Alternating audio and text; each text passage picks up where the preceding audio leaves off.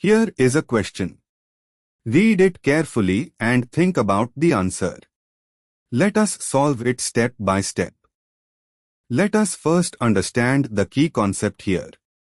Osazone formation from a monosaccharide involves reaction of phenylhydrazine, PHNHNH2, with the sugar at carbons C1 and C2. Moving on to the next step. The conversion of D-glucose to its osazone, glucosan, proceeds in three distinct steps.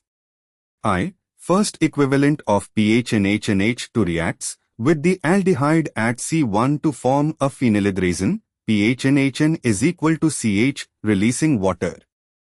2. A second equivalent of PHNHNH2 acts as an oxidant. It oxidizes the C2 hydroxyl to a ketone, C2 is equal to O, and in doing so, one molecule of PHNHNH2 is reduced to aniline, PHNH2, and ammonia, NH3.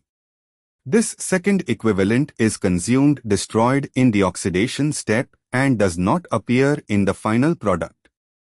3. A third equivalent of PHNHNH2 reacts with the newly formed C2 ketone to give the second phenylhydrazine, completing the osazone, bisphenylhydrazine at C1 and C2.